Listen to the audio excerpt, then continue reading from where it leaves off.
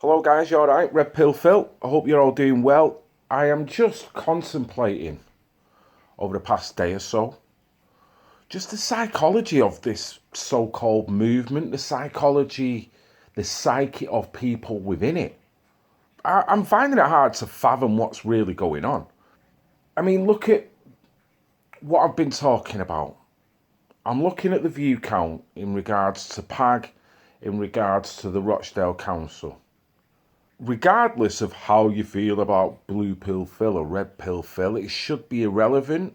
It's not about the person, it's about the message. I must admit, using the video editor, I do feel I'm producing some of my best videos I've ever done in terms of what you actually see aesthetically. So it can't be that. The talking point I'm actually talking about is very relevant, so it can't be that. Is it a trendy talking point? Does it fit with all the sensationalised stuff that reverberates around the echo chamber? It might not look as sexy, but it's just as important. If you can get to the bottom of Cyril Smith and all the other frigging cronies up in Rochdale Council that can then acknowledge the grooming that's been going on there. Rochdale is one of these main cities, towns and cities, that has had a major grooming issue for a couple of decades at least.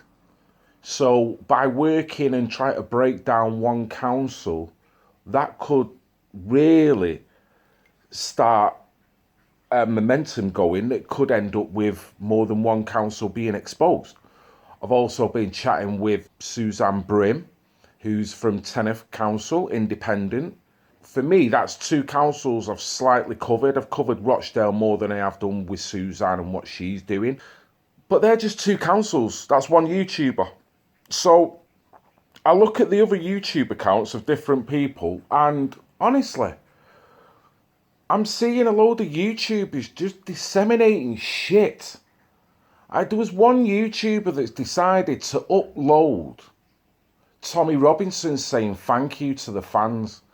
Now, fair enough, he said thank you, fair enough he was at the march, fair enough it all went peaceful. I'm fucking happy, I'm not trying to knock the march or him here. I'm knocking the YouTuber. What's up with YouTubers? Why is it easier now just to follow the crowd over something that they've selectively been outraged over rather than following true life, what's actually going on in this country? I mean, albeit I don't really give a shit about Tommy saying thanks, not because of how I feel about him personally. It's nothing to do with that. That's not going to get me any further down the road when it comes to trying to suss out what the pissing hell's going on in this country. So what really I'm saying is, why don't this YouTuber do something constructive? Put something on there that's actually going to highlight the problem in this country, not just following the trends of other people. There's so many different Tommy Robinson channels. Great, spread the word, spread the message. We're all about that. But that can't be the only thing that you're good for, is it? You know, I'm one man covering two councils. Now, if every other YouTuber grabbed a council and just started focusing on what shit was going on there, that would show a bigger picture as to the corruption and the deceitfulness within councils that would then inevitably go right up to governmental level, because they're all one and the same. But it's like YouTubers are not thinking that. No, I'll just upload someone saying thanks to the fucking crowd. Great. I feel much better after that. Oh yeah, the world's a better place now. You know what I mean? And we're talking about YouTubers that have got, in some cases, they've got very little subscribers and very little views. But it's the mentality, it's the psychology again. All this is just very psychological. And I mean, the funny thing, the way it seems to have worked out, I feel like if anyone's seen Monsters Inc., when Sully gets banished to the Himalayas.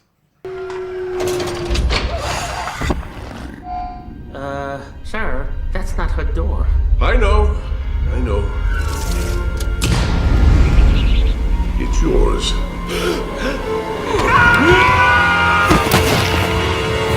No!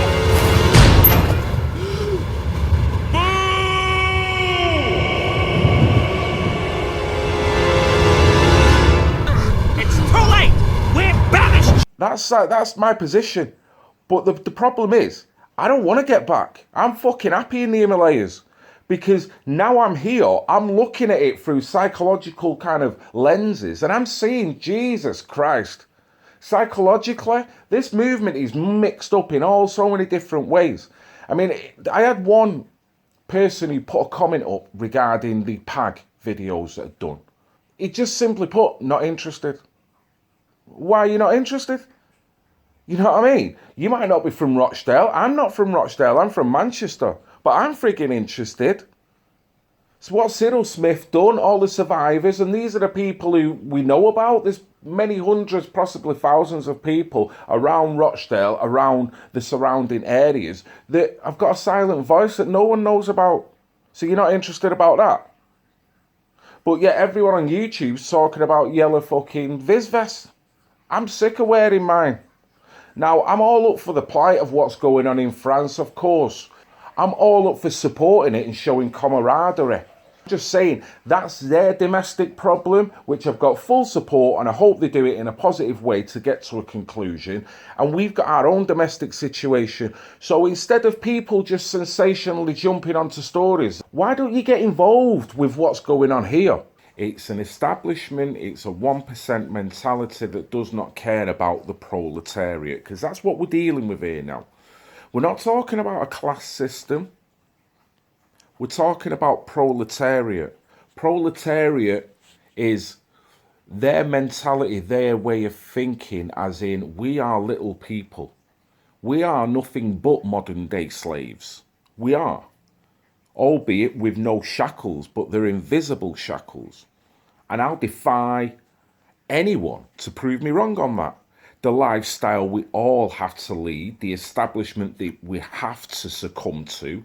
One of the first things the United States has done when it invaded countries in the name of freedom in this century was to enslave the populations with debt via central banks owned by global banking cartels that are integrated into the global financial system. In 2001, the U.S. invaded Afghanistan, and by 2003, Da Afghan Bank was established by presidential decree, that president being Hamid Karzai, the man with ties to Unocal, and was installed by the U.S. a couple of months after the invasion. So why do governments throughout the Western world speak of the dire horrors that await a country that does not expand its population? With falling population, banks have fewer people to issue debt to, and even more difficult for banks is that most throughout the Western world are maxed out on their ability to carry more debt. Mass immigration of people from the developing world who lack language skills as well as formal education also keeps the labor market artificially high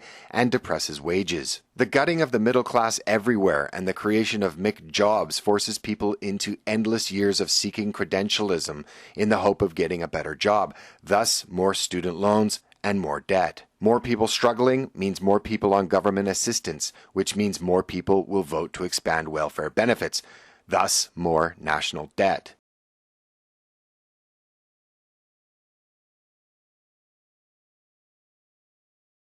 The amount of money and red tape, bureaucracy that we have to succumb to from the moment that you're born.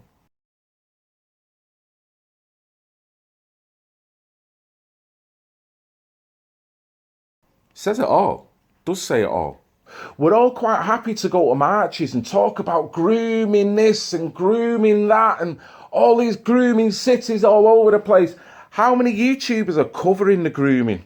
How many YouTubers are going round actually looking at councils that are being deficient in their obligation to look after their constituents? All up and down the country. But we're not. We're jumping on sensationalised story and everyone's grabbing a freaking Visvest.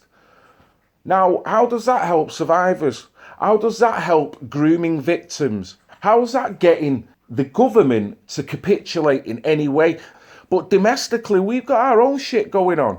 Now, in many ways, what's happening in France is exactly the same thing as what's going on in England. So I'm not even saying I can't resonate, but we've got our own flavour of what's going on in France. So why don't we highlight our own flavour instead of highlighting someone else's flavour? And it's just a thought. the way I see it now, we're totally being predictable in the way that we're reacting towards it, which is then allowing the establishment to further curtail us because they've already second, third, fourth, fifth guessed what your reaction's going to be to certain social situations.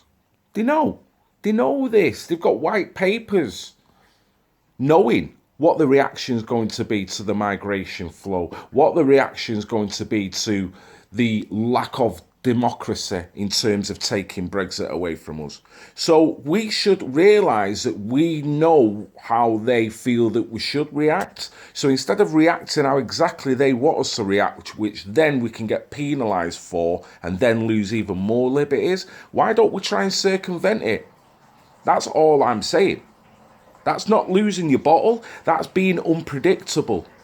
But being as I am the person in the Himalayas,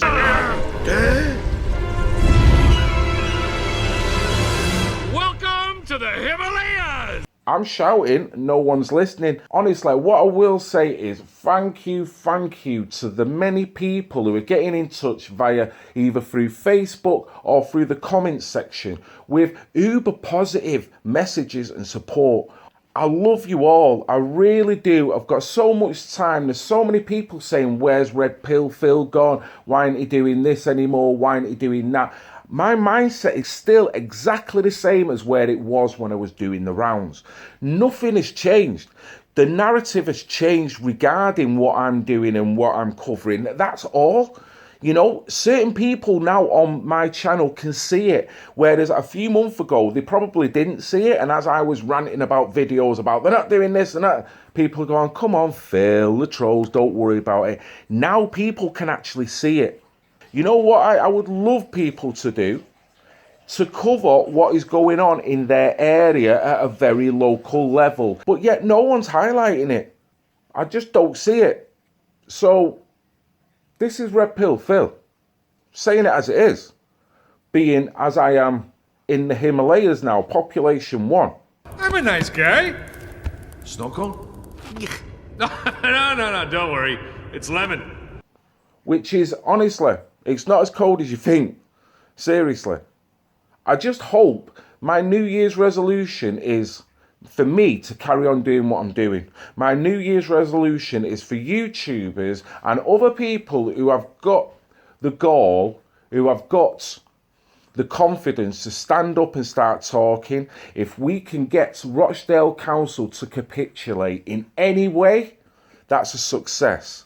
Now, if we can do that in Rochdale, who's to say you can't do it in Telford? Who's to say that you can't do it in Rotherham? Who's to say that you can't do it in Newcastle? Who's to say you can't do it in Manchester, Liverpool, wherever? Start breaking them down one by one. Red Pill Phil, I love you all, even the pissing haters.